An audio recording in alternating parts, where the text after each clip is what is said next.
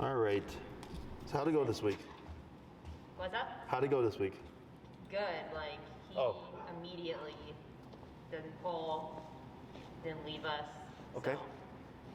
Because that was my, because I think last time we were at 70 or something. Yeah, we ended up being at 50 outside and then 60 when we're passing dogs. Okay. Yeah, so 50, like, he would listen immediately. Gotcha. Cool. Any questions about the week or? I don't. Do you have any? No. And how was he with you? Was he just the same? Were you did Emily show you the concepts or? Yeah, I watched some of the video too online. Okay, cool.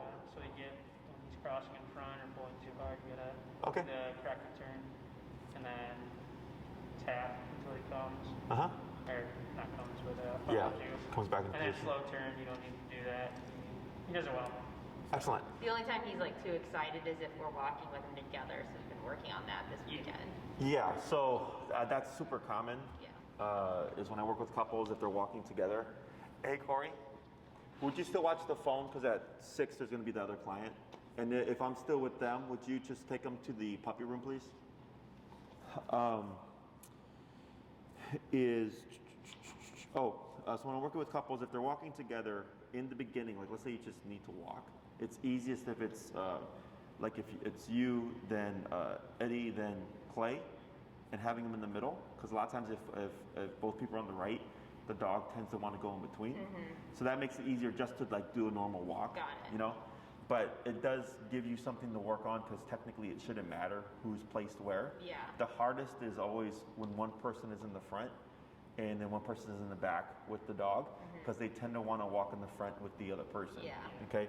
So the way we go about that is, if you go on a walk, kind of intend like this is going to be a training walk or this is just a normal walk where we just want to, do our thing and not have to worry about correcting them. And essentially, the hardest one would be, of course, person in the front. And I actually approach this a bit differently. So technically, you would turn and tap, right, to correct him if he's passing you, because he'd want to forge to the other person. What I do instead is I actually stop and allow the dog to keep walking, and I start remoting until the dog backs away back to my side. Okay, got it. Okay, and you're probably going to have to play with the number a bit here. Then you start to move. So then the other person can kind of pause ahead because the dog will keep wanting to go. So when you move, a lot of times they'll shoot off again. So then I start remoting to bring them back. Because the difference here is, this is because we have obedience and we have behavior. Obedience is real simple, like just pay attention to me, walk on my side. Behavior is, he's wanting to be ahead. He's wanting to be at the front. So by allowing him to do so and then correcting him until he backs away, the backing away is him disengaging and saying like, I tried to walk ahead with everybody, with mom or dad in the front, but this kicked in and didn't stop until I was back with the person I'm actually walking with. So you're allowing the behavior, you're correcting the behavior until he decides this isn't working, he comes back, and then I try to move forward again, and I keep repeating that. Okay, usually it takes especially if you're trying to figure out the number still, we'll just take a few tries, and then what you should start to see is as you start to walk, he's going to stutter step, and he's going to do like this because he wants to kind of forge a bit, but at the same time he knows he's going to be corrected for it. And then just keep walking. Eventually, it just resolves itself, and he should be at your side. Because if you do the turn and tap method, which technically isn't incorrect, it's most of the time doesn't work for that particular. Okay. That's what we were doing today. Like, I'd walk ahead and... But that makes sense. Sure. Anything else? All right. So what we'll do is we're going to start with a quick review. I'll have you show me what you've been practicing, and then we'll have Clay handle him as well. Okay. And then from there, we'll move on to the second half of the heel. Okay. Awesome. We're ready. Come here. You sit. Not really right. What's up? Oh, I was talking to him. Oh. Should I just go? Yeah, just show me what you've been doing. Great.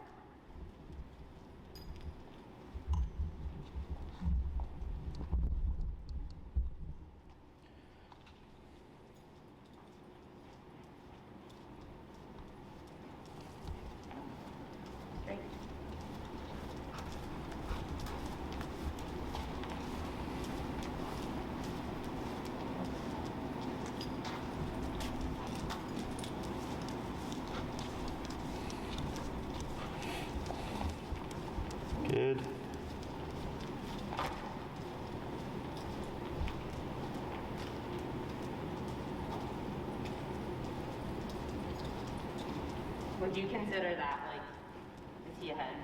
A tiny bit, but we're gonna fix that. Okay. Yeah, 'cause he's doing pretty good. Because we haven't been like correcting it if his nose is like the head or whatever of his face.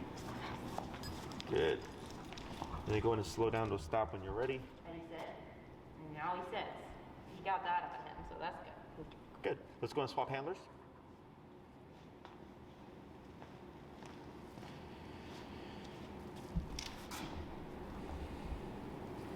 And your number is 50? Yeah. Okay. I'm just at 58 right now. You can go to 50. You might be maybe more in here, but he's fine. Yeah. So yeah, tap, tap, tap. There you go. Good. Tap, yep.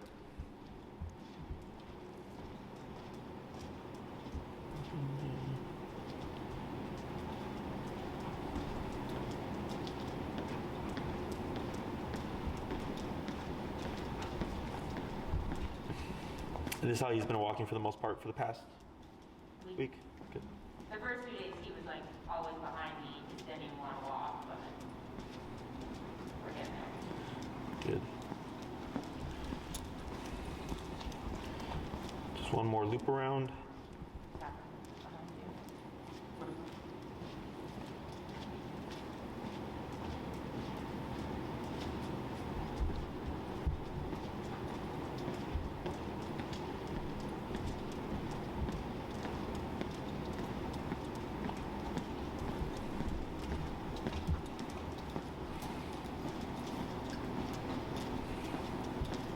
Good.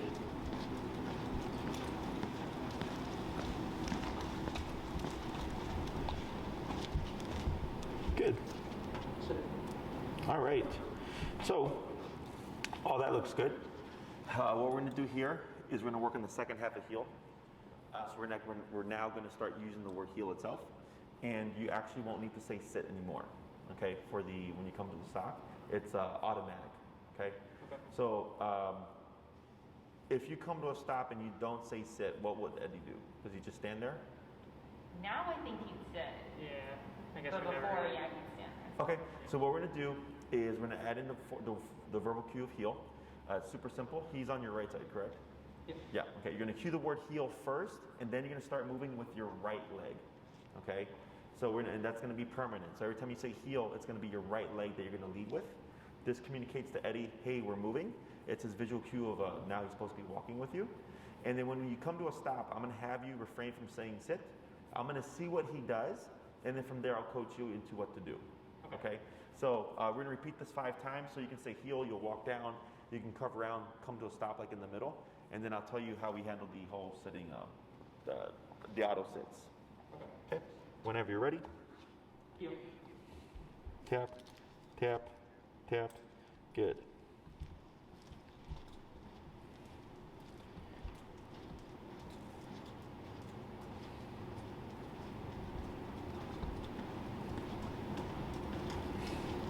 Going to slow to a stop. Good. So here, go ahead and just praise him. Good boy. Yep. You didn't say good boy. Oh, okay, good boy. It's okay. So I'll go ahead and praise him. Good boy. So the reason why we did that is since he sat by himself, I want to reinforce that. Got it. Okay. All right, yeah. And the reason why we don't say sit is because then you would be saying twice as much stuff, right? It'd be heel, sit, heel, sit, heel, sit, right? And so heel is a package of commands. It means walk with me, stay with me, sit when I stop. Okay? So that's the last thing that we're adding in. So if he stops and if he sits on his own, you'll go and just praise him, good boy. If he doesn't, what we're gonna do is I'm gonna have you lightly pull up on that leash and tap to see if it'll put him in a sitting position. Got it. Okay? Go ahead, heel. So on that last part, if he doesn't, I don't need to say sit still. Correct, yeah. We're not If saying I have sit. to pull up. Yeah, if he doesn't do it automatically, we'll pull up and tap. Okay? Yep.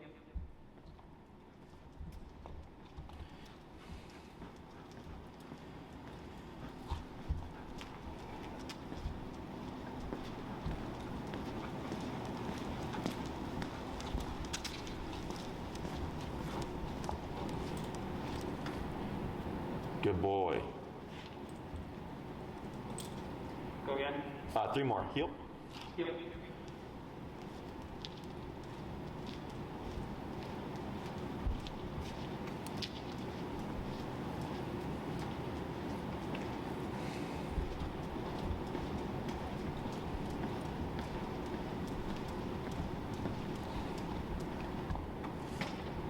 Good. 2 more. Yep.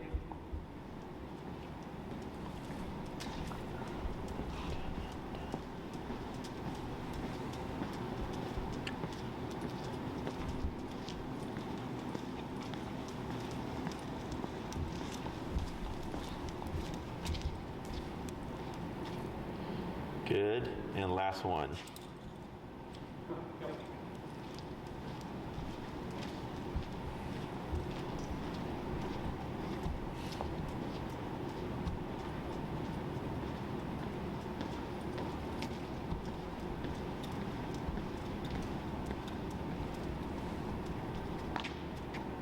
Tap, tap, tap. Let me have you choke higher up on the leash so that you're closer to where the collar is. Yeah, like that. Yeah, tap, tap. Wait a moment. Almost, tip. Right there, good, praise, attaboy. Good. So whenever you're trying to get like immediate control, up, tip. Good, and now praise again, attaboy. The closer you are to the collar, the more immediate leverage you have. So let's go ahead and swap handlers here.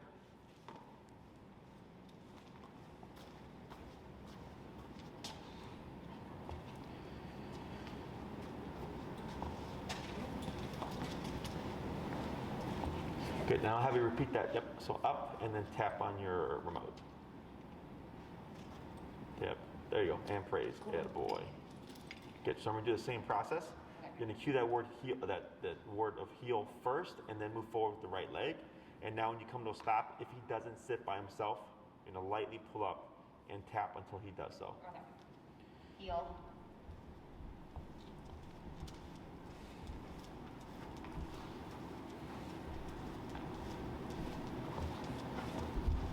And just like one turn, and I can stop up here. Mm-hmm.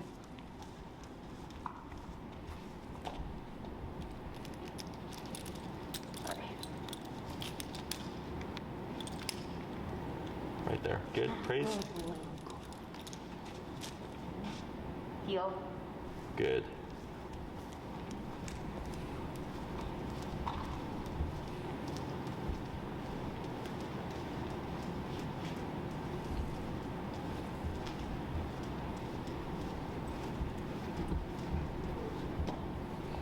Good.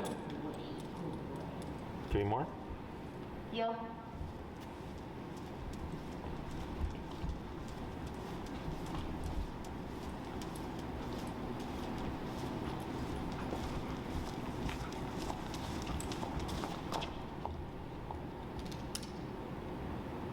Good. 2 more. Heel.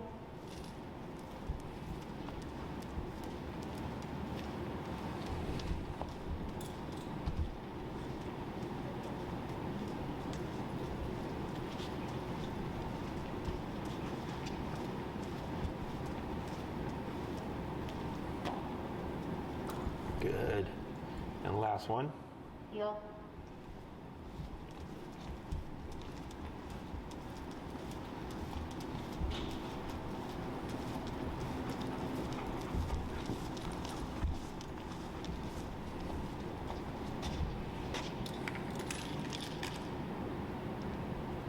Very good. So now we have the verbal on switch. So technically, if you walk outside, you don't say anything, he's free to pull and do whatever he wants. The moment you cue that word of heel, that's when everything that we covered last week and then everything we're going to cover today is going to go into effect. Okay. And then we did talk about the release word last week, correct? Yeah. Break. Yeah. So when it comes to the auto sits, because of course it does snow here, I leave that up to the owner. So like he might be fine, but some dogs, when the snow hits, it's too cold for them to sit. And or they'll get just muddy. So in the wintertime, like the owners won't reinforce the sitting position in the heel. But come the springtime, they'll start to employ it again. He should at least stop with you. His right side, his left shoulder to your right leg. Okay. Otherwise, if he has no problem sitting and you don't mind him being a little muddy or whatever, then we do the auto sit stuff. Okay. Questions on this? No. So when you come to a stop, let's say you're walking through the neighborhood, you see your friend, you're gonna have a conversation. He should automatically just put that butt down and maintain that position until released, or unless you give a new command. Okay. So if I'm having a conversation and all of a sudden this starts to happen, what does this tell me? He's not listening. Not listening, right? He's like pulling, peeing, sniffing, pooping, or something like that. He should be in that sitting position, so that helps keep him out of trouble. And then if you're gonna, like, if you see a dog friend of his or something and you want him to interact, you want to stop first. Make sure we're in that sitting position. Wait a couple of seconds, break, and then he's free to greet the dog and say hi and all that stuff. Okay, so it's very clear, it's very distinct, going from this passive, stationary position to okay, now you're free to say hi. Okay, so now what we're going to do is we're going to work on the crossover and pivot turns. Okay, so the turns that we did last week are correctional turns. They're technically pivots for when he's not paying attention, right? So if we're walking, Eddie gets ahead, you will always, by default, just 180 and go the other way and tap to correct him to bring him back to that right side, okay? Now, if he's doing a good job of paying attention and being mindful, we want to communicate to him what you're doing, okay? Because you know when you're going to stop, you know when you're going to turn, you know where you're going, you know your route. He doesn't, he never will. But we can communicate with him using body language to tell him we're turning left or we're going this way, okay? So the two major turns, crossover and the pivot. The crossover turn for you guys is going to be when you're turning to the right, crossing over Eddie, okay? So we cue the heel, we're walking. Before we turn, we of course want to slow down. And what we want to do is lead this turn with our left leg. So you would cut in front of Eddie at a 90-degree angle like this, okay? Then I move forward with my right leg, and then I'm going to cut in again with my left leg, 90-degree angle. Now I'm going back the opposite way. So you would essentially be making a sharp U-turn or square U-turn. So I slow down, and it's going to be left, right, left, okay? Now I got to pick up my pace. Slow down. Eddie's here, good. Left, right, left. Then I pick up my pace again. Slow down. Left, right, left. Okay? Now when we do this, if we slow down and Eddie keeps going, what do I need to do? And pivot, yeah. Because you did your part. You slow down, right? He should slow down with you, but if he doesn't, it tells me he's not being mindful. He keeps going. It's pointless to try to do a crossover because he's not lined up with you, okay? We go to the correctional pivot, tap, bring him back to our side, and then try again. For the 180 pivot, which is going to be to your immediate left, which is technically the correctional turn, the difference is this one's communicated, okay? So if Eddie gets ahead, you just turn, tap, tap, bring him back to your side. There's no warning, there's no communication. Here, if he's being mindful and walking with me, it would be unfair to do that abrupt turn. He's not going to get it. So what we do is, again, slow down, and then we're going to do a right, left, right motion to go back the opposite way.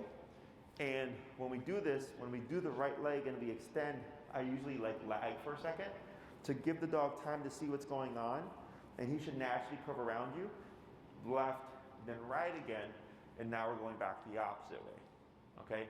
So with both turns, you're essentially going, you're making a sharp turn to go back the other way. The reason why we do the two is because if you're on the sidewalk, if there's people behind you and you need to turn around,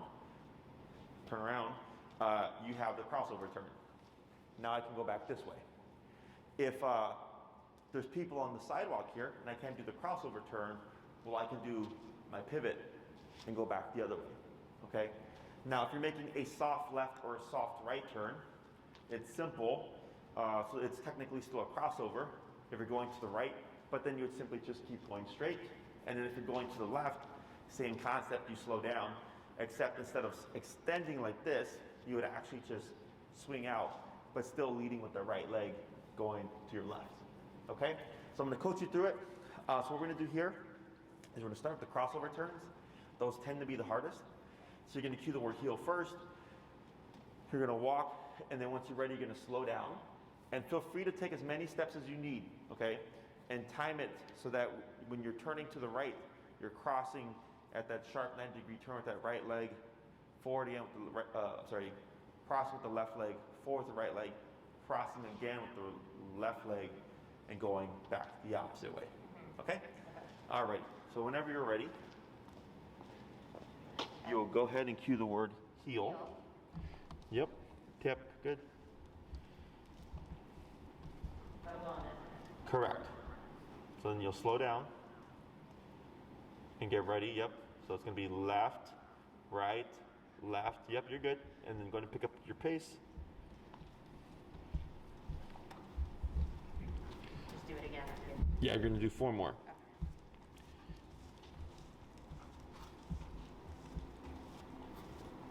Left, right, left. Good. I'm going to have you make those lefts a little bit more pronounced and cut. Okay?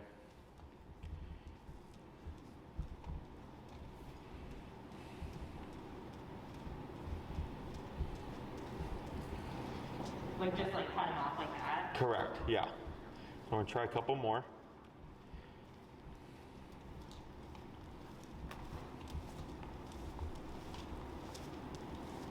Left, right, left. Very good. One more. I feel like I'm gonna look silly on the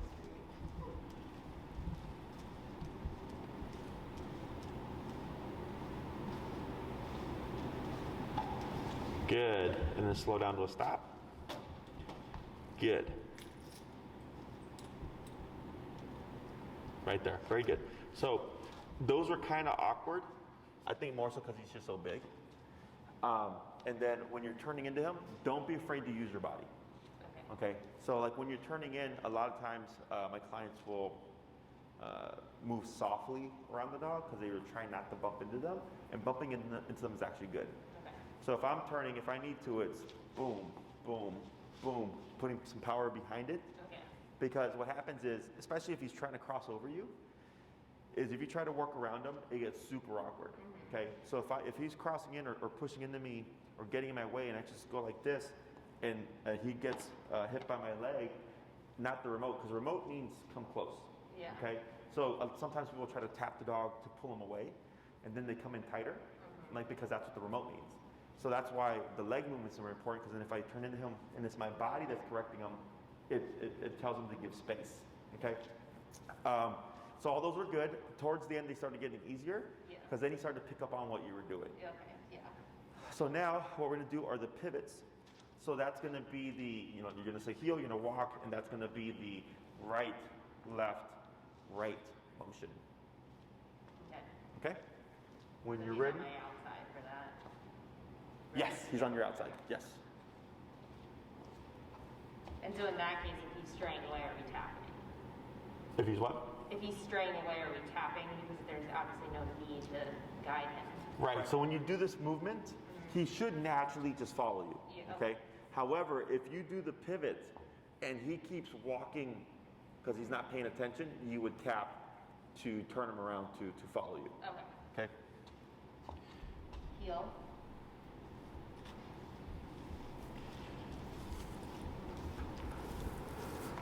So just right, left, right. Uh-huh. Sorry. So you did the crossover. And you're doing a pivot. Okay? So the pivot. Sorry. It's okay. So you essentially did the other turn, but to the left. Yeah, wait, okay. Okay? So this one is right, forward, right? Back on left, forward on right. Yeah. Okay, try it again. Heel.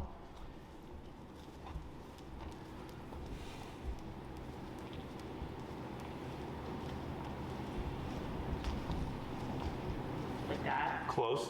Okay. You swung your leg out. So go ahead and come to a stop.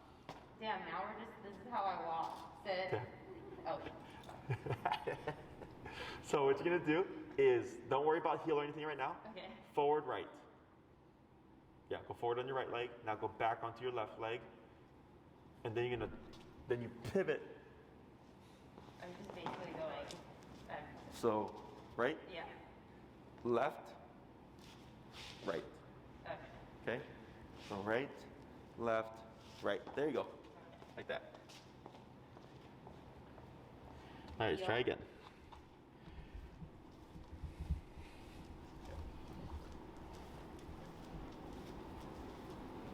There you go. That's fine. Good. Yeah, I was not doing that. So sorry. Now it's a lot of coordinating because now you got to think about what your feet are actually doing. Yeah, I have none of that, so. There you go. Perfect. Try 3 more. Okay. Mm-hmm.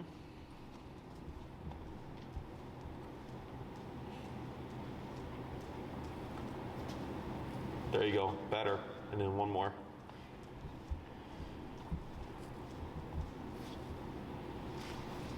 Good. We'll try 1 more just so you're back facing this way. Left, right. There you go. And then slow to a stop.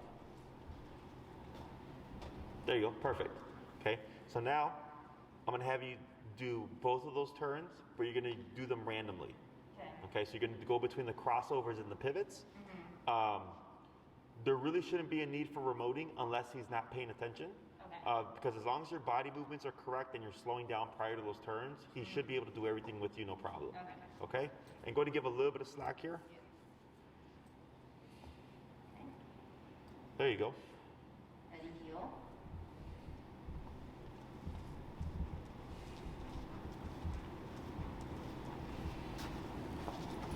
Right. Now power through. Just power through. Okay. There you go. Good. I feel so bad. Hey, I'm not good. Left. Right. There you go. Good pivot.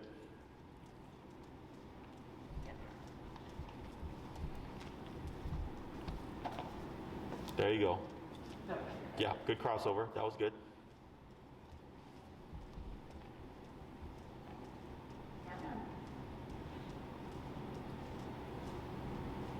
Mm-hmm. Good.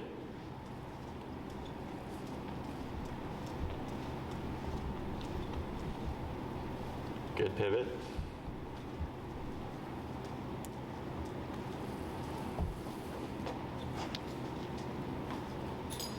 So you end up switching legs, but you recovered from it. So try it again. That's going to be left, right, left. Left, right, left. There you go. Perfect.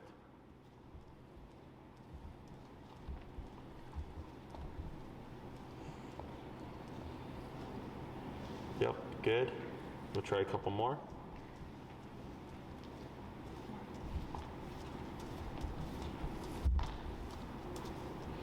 Good. Good pivot.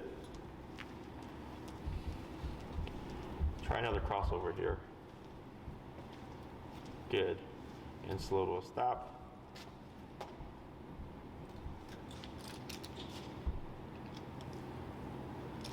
Good. So those are pretty good. So the reason why we don't want to turn right with the right leg is because if Eddie's right here, if you just turn in like this, you're going to either trip over him or you're going to end up stepping on him. Okay, or oh yeah, you already said tripping. So, and I don't know why, like trainers actually still use that approach. And I'll see people just like shoving their dog like this when it's like so much easier just to cross your left leg. Because for him, if he's at your hip and you slow down and all this is good, and you cross like this, he sees this and he doesn't want to crash into it. So dogs will either naturally stop or pivot with you. And he started doing it towards the end where he was just kind of there and he was just swinging his body out, and then he would complete the turn once you were done. So in the beginning it is awkward because you have to think about it. So much like driving, we can pump our brakes to flash our red lights. We can put on our blinkers and stuff that communicate to everybody else what we're doing, because they don't know, right? So same thing for Eddie here, is when you cue the word heel, his job is to pay attention and be at your side. Your job is to communicate what you're doing, but then also to reinforce the fact that he should be paying attention, right? So if he starts to get ahead of you because he's distracted, it's in your hands to correct, tap, turn, to lock him back in again, making sure you're operating at the correct working level, because if that number's too low and he's too distracted, these movements go out the window, okay? These movements only matter if he's being mindful, okay? Healing is also much like dancing. Dancing, we have a leader and a follower. So an experienced dancer can make an inexperienced dancer look good because they know how to lead very well. It's the same thing for dogs. So like when I work with dogs myself, because I already know these movements, so when I'm training them from day one, I'm actually already doing these movements, which actually helps the dog pick up on the exercise faster because I'm communicating with them right away. Last week, we weren't worried about that. Last week, I was just like, when he passes you, go the other way, right? Because you're having to learn all these bits and pieces to teach him, so then we break it up into smaller chunks. So all this stuff looked good. So we're gonna try one more round of the turns, except I'm gonna just yell stuff at you randomly, okay? Like what? Like to move or? Correct, like I'll say pivot or I'll say crossover. Okay. So I just will wait till you yell. Yes, so I'll give you the cues. Now, if I say like crossover, if I go crossover, don't think like this, like don't immediately jump into it. Slow down. Do your slow down, do your steps and everything. I'm just gonna be giving you random commands, and then you'll do them as quickly as you can, but do your slow downs and all that stuff normally, okay? So heel. And heel. Pivot. Good. Pivot. Good. Yep. Crossover. Good crossover. Pick up pace. Tap, speed him up. There he goes. Tap again. Pivot. Good. Crossover. Right. That was good. Good one. Yep. Crossover again. Good. Go ahead and pick up your pace. Pivot. You say pivot? Yep. Good. Slow to a stop. Good. What you're going to do here is you're going to say heel, and you're going to actually step into a pivot. Okay. So you're just going to say heel, you're going to move forward with your right leg, but then immediately go back to the left or right. Okay. Okay? Heel. Yep. There you go. Perfect. Then a crossover. Good. And pick up your pace. I feel like I'm going to trip over him anyway.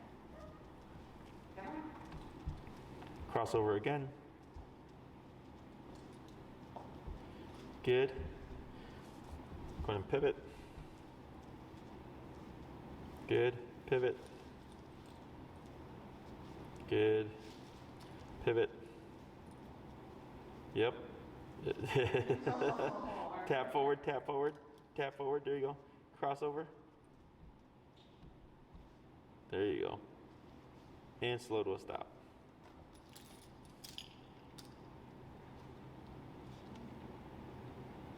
Attaboy. Good job. Very good. So that wasn't too bad. It was more so just because you have to think on the spot, right? Sorry. No, it's fine. This is what I'm here for. So your movements were correct. That's the hardest thing about it, is just remembering which leg to lead with. When you're practicing this week, what I suggest is before your walk, get the business out, let them pee poop, then start with 5 heels to stops, then do 5 heels to crossovers, and then 5 heels to pivots. Okay, so you're going to cover just a little bit of space, and then you start your walk. Okay. That's just to get your muscle memory going. Because the hard part is going to be, now we're walking, and I'm going to turn left at the stop sign. So then you got to slow down, then you got to tighten your legs, and then you got to cross over with that correct footing. And when it comes to slowing down, take as many steps as you need. Okay, the minimum is 3, because that's about That's enough steps for the dog to pick up on what you're doing. Okay. More is perfectly fine, okay? The most common thing that I see when people struggle with the turns is they're not slowing down. Yeah. So if you come back in a week and you're like, man, like he was doing terrible at the turns, he was always in the way and stuff, and I'm like, well, if he's in the way, then he's ahead of you. That tells me we're not correcting him or not operating at the right number. When you go into the turns, it'll feel just really awkward. Like you have to compensate, like you like either find yourself trying to run around him, or even on some of them, I don't know if you noticed, your right hand was going back. Oh, no, I didn't. Yeah, so. I can barely listen to what you're saying. My brain. So this with the right hand is very common. It's typically when people feel like they're losing control or the dog is getting ahead of them. So they notice it, they recognize it, but instead of doing the correctional turn, what they tend to do is the pullback to slow the dog down so that they can complete the turn, right? But we don't want to do that because that creates bad habits. Pulling back will eventually teach him to pull again, okay? And it's telling me if I have to pull back to restrain him, then he's not paying attention, okay? This should be as hands-free as possible because it's all about mental game, right? As long as he's paying attention to you and you have that appropriate number, he should be able to follow that lead no problem, okay? So that's why I was having you do these random turns because there was no rhyme or reason to it, and he was able to get them, right? A couple of them were a little off, that's fine, that's normal in the beginning because you're learning, but then once you master all this stuff and he's good at the leash walking and all that, it should be no problem, okay? Let's go to swap handlers. Thank God, you did it. This is making me feel so dumb. Sit. Eddie. So we're gonna start with those crossovers. So that's gonna be the left, right, left, turning over Eddie. Yep. Uh-huh.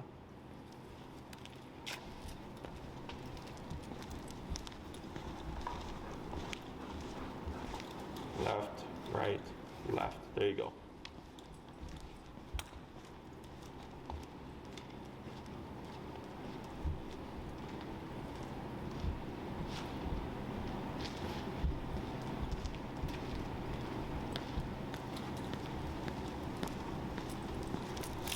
Pull your right, keep moving, tap. There you go. Yep. Yeah, good. Yep. Yep, get him back in position. That's good.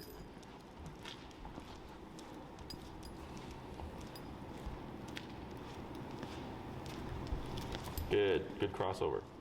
Tap forward. Tap. Keep moving forward. Tap. Tap. There he goes. Yeah, boy. Good job.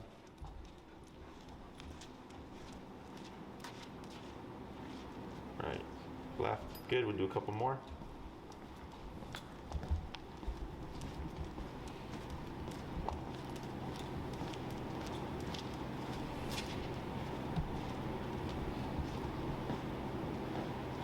Good. And then last one.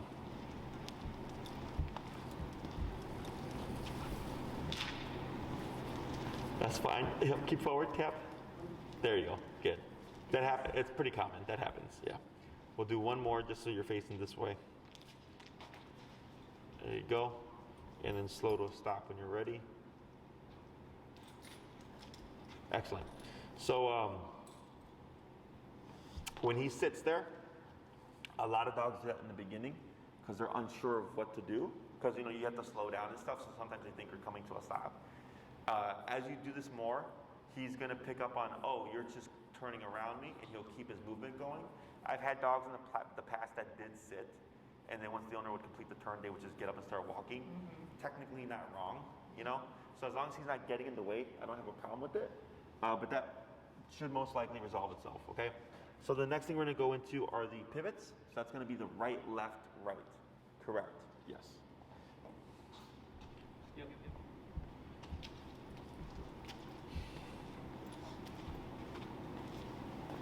Correct. That was a good one.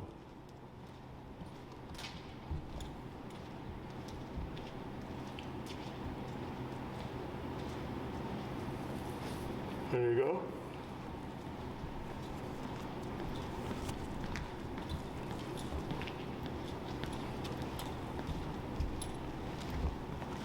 Good. Couple more.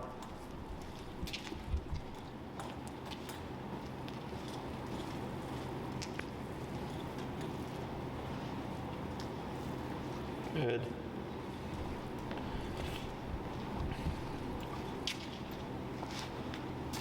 Good.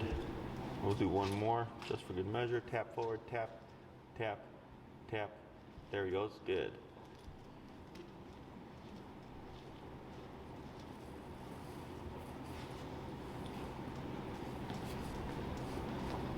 How's that? Good. And then come to a stop. So all those were good. All those were correct. So have you noticed him do that? Like with the stopping? Like sitting?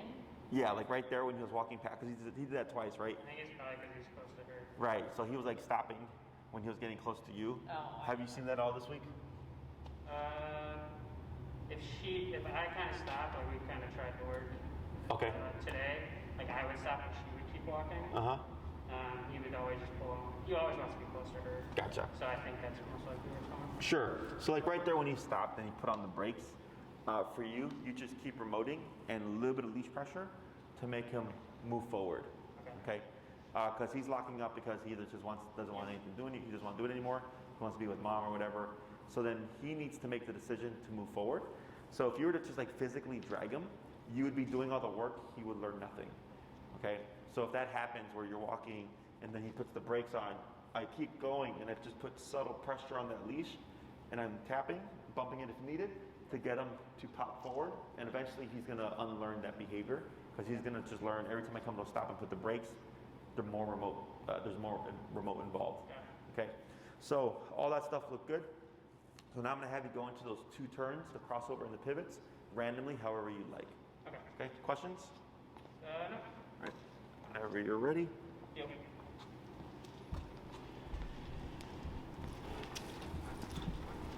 Try to move it all. No, you're fine. I don't know.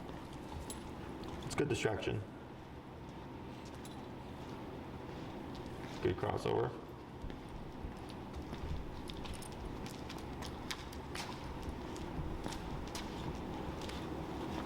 Good pivot. Good pivot.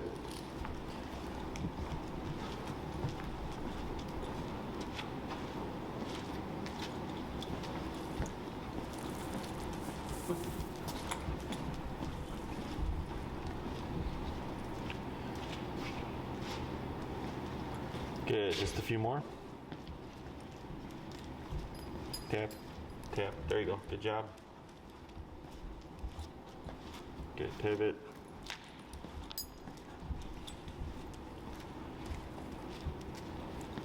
Good crossover.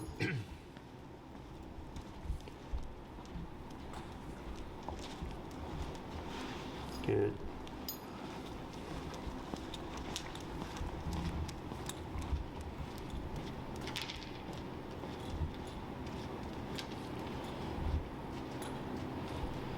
Good. And slow to stop. Excellent. Questions on that? No. So that is the heel command. Okay, that's his part and your part. So, think here. So you have your on switch, cueing the heel word. Once you've decided you're good, you can have a potty break or whatever, you cue the word break. We never want to cue the word break as you're in motion. So if you're walking, excuse me? When he's right now, and we want to get out of break, or into break, like you would say after you said. Correct. Okay. Because let's say you're walking and you're going to bring them over to the park. Very common as people are walking, they'll say break. And what happens is the dog thinks every time you walk past grass, you're going to release me. So they'll start to assume that anytime you walk past grass, they're going to get to be free. So they start to preemptively leave. Okay? So what I want to do is I approach, if this was grass, with the dog and come to a stop. We get the auto sit, wait a couple of seconds, Eddie break, and then lead him to the grass. It's very distinct, it's very defined. We go from heeling, slowing down to a stop. He puts his butt down and he waits for that cue of break to be released. Okay? And then, I don't know if it happened last week, but it was like the break reinforced at all? Like, how does he exactly know when it's break time? When you cue the word. Yeah, sorry, did you guys do like any... Oh, like how do we teach it? Yeah. Sure. So break is super simple. So like, let's say this is grass here, right? And I'm walking with the dog, heel, we're here, come to a stop. So this, like, if let's say this was concrete and this was grass, that difference in texture is part of, is what helps dogs to distinguish, now you're free, right? Because typically when dogs are on grass, they want to sniff and pee or whatever. So when we do the break, what I do is, you can either do a quick clap. Most people are typically fine with just break. And when we release them, I let the slack go and I jump into the grass with the dog. And then from there, I just ignore them, okay? Now in the beginning, if the dog is super cautious, you might see that he's still hovering next to you and he wants to keep sitting, right? If that happens, I keep walking and what I'll do is I'll pivot. So now I'm reversing away from the dog and I just start to wander and that makes sense, okay? Because if you keep if you release the dog into a break and you move forward like this and the dog moves forward with you and you keep moving forward like this, and keep healing. Yeah. Okay, yeah, that's right. Yeah, so then I just pivot to face them. Or like I'll intentionally walk past like trees or flowers or something, or maybe a spot where like he likes to pee or whatever. You're using the environment to kind of incentivize it, like now you're free. In some cases, if it's really bad and the dog doesn't want to release, during the walk, like I'll just do like several breaks. So let's say I'm walking down, a stretch of a block, heel, walk a few steps, stop, he sits, break, bring him to the grass, he does nothing, heel, back again, walk a few steps, stop, break, and I just keep repeating heel to break, heel to break. And eventually the dog just kind of goes, all right, and starts to go off and do their own thing. Or if he has like any ball drive or any kind of toy drive, I'll release the dog, like I'll say break and then like throw a ball or something to incentivize like the impulsive going away habit. But typically after a few reps of just practicing and saying break and giving him opportunities during the walk, the dog should pick up on it. Okay? Like in the morning, I let him go in the park by himself. It's like 5:30 and then when he'll be there. So I can have to sit and then say break and then out. Correct. Good entryway. Exactly, yeah. And then since he's already got familiarity of like going there to be free and like whatever, it'll kind of help tie those things together. Okay? And break is the universal release command.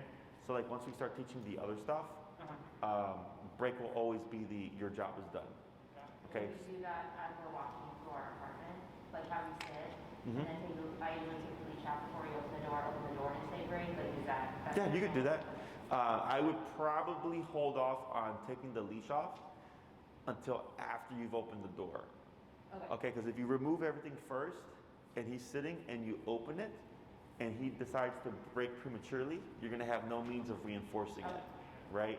So then I do that and then I wait a moment and then take off the leash, wait a moment, break. And it's fine if you don't have the collar on him inside, right? Correct, yeah, it should be fine. There's nothing we can really correct. Yeah, if there's nothing in the home that's an issue, then that's fine. Yeah. How's he been with the anxiety stuff?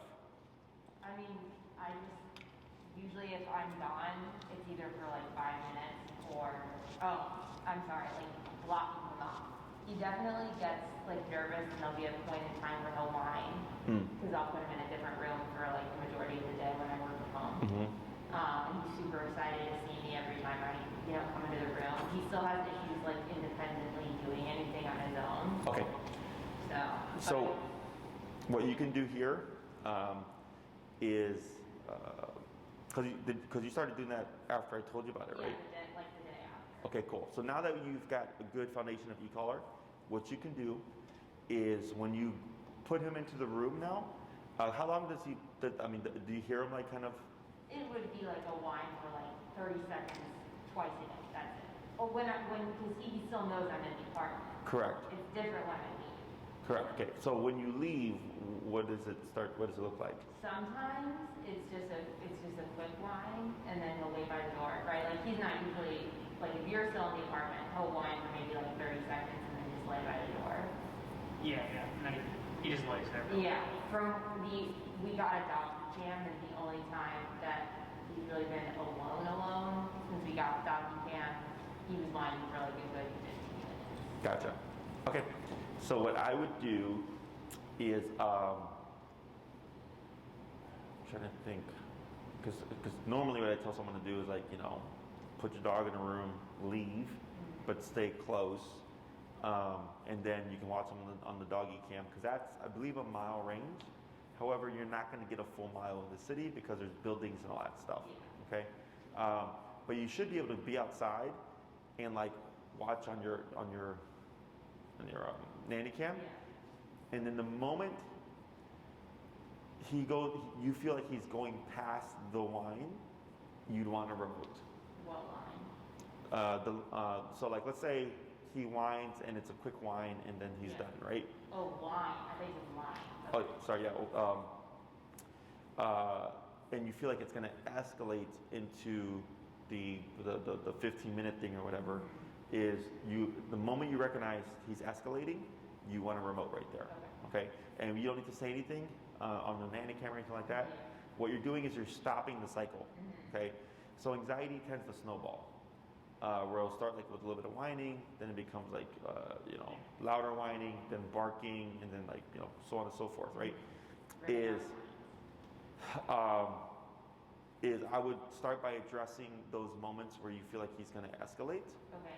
And then after the tap, like he should just like, and I would use the number that you've been using for your obedience, like 50, 70, and it should be a complete like just shift, right? So if he's like alert and like looking like stressed out and you remote him, he should like go to relaxed.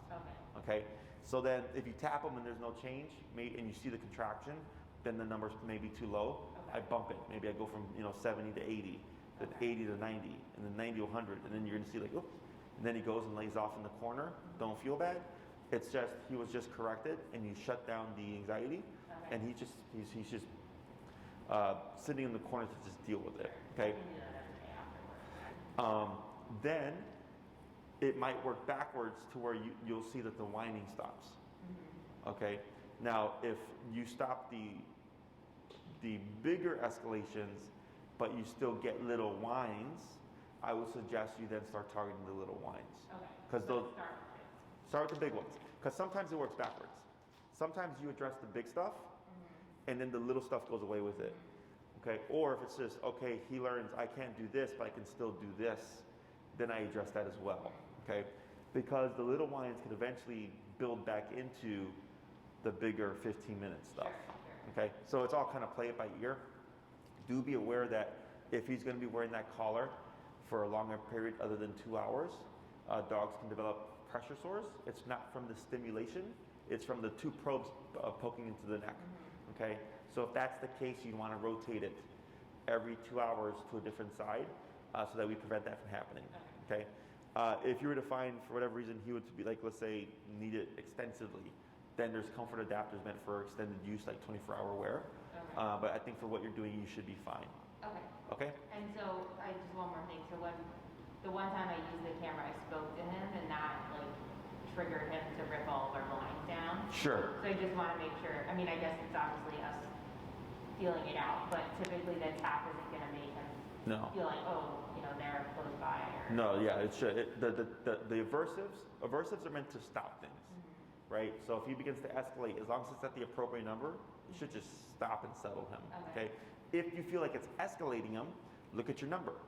Because it's possible, I doubt it, but it's possible that if I'm at 70 and I tap him and then he starts to get worked up and like move around more, then I go to 80, then 90, then 100, then 110. I just keep going up until I go, I'm going to find your breaking point. And then maybe it's 127 because he's so stressed out, and then finally he just cuts it out and then learns to relax. Okay. If you feel like it's just too stressful or whatever, you can just stop what you're doing and re-enter. And if there's any way to get that recorded, and you can just send it to me, and I can watch it, and I can see what went wrong. Okay. Other questions? That was really good. Good. Yeah. So we'll start targeting that, and then otherwise with the heel, everything's looking good. The movements are good. Now we got the word. And then next week we can start the recall or come when called for long leash work. So you'll need a 30-foot leash. We have some here. So if we meet here, we just use ours. But then you'll want to get your own to practice at home. You could probably even ask Elizabeth, she might still have hers. Okay. But otherwise, 30 feet is the length that you'll want to get. Okay. Okay? Anything else? No. And you can get them on Amazon for like $8 to $12. Yeah. Yeah, they're cheap. You don't need to get anything fancy because you're only going to be using it for a short time. I'm not carrying around 30 feet every time I walk.